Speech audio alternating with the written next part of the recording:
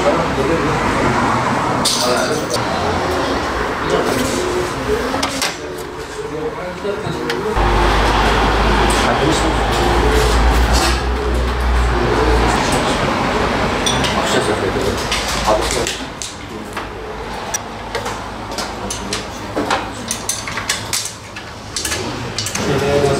dönemde alayım ya 13 tane.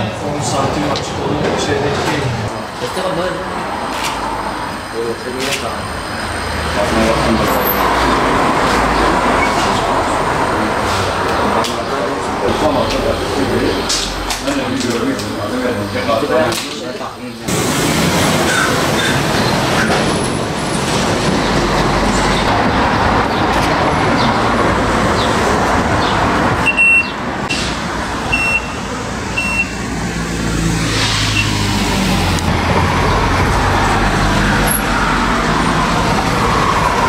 Arkasının modelini girerek otomatikmen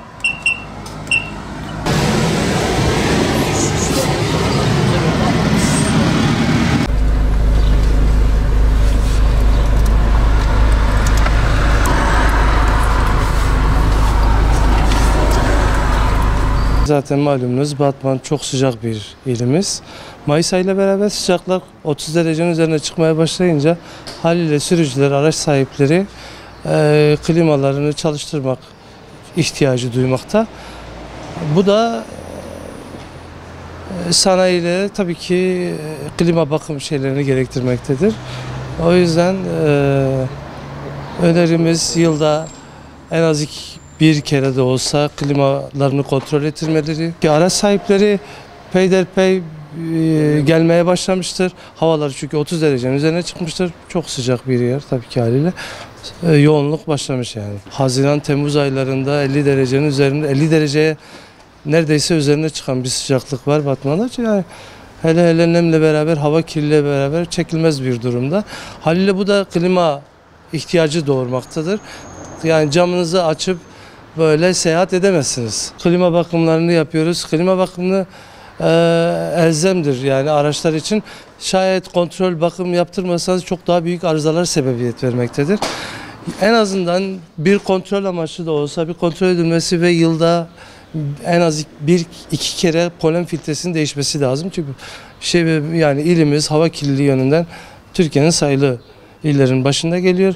Bu da haliyle o polen filtresi tamamen açtığınızda soğuk sıcak, soğuk da dahil o soluduğunuz hava polen filtresinin içinden geçmektedir. Tabii bu da yılda en az 2 kere de olsa polen filtresinin değişimini gerektirmekte. Yani örnek veriyorum şu anda çok yani ekonomik bir kriz içindeyiz.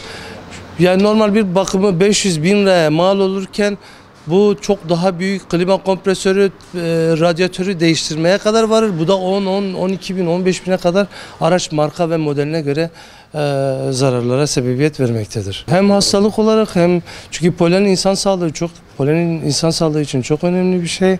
Öbür türlü de insanın maddi olarak tabii kontrol ya da tam bakım yapılmadığı zaman çok daha büyük zararlara sebebiyet vermekte. Bu da kişisel olarak, maddi olarak zarar. Efendim Batman'da havalar çok ısındı. Biliyorsun Batman sıcaklığı da 46-50'ye kadar çıkıyor. Onun için yaz zamanı geldi. Biz klimamızı bakıma getirmişiz.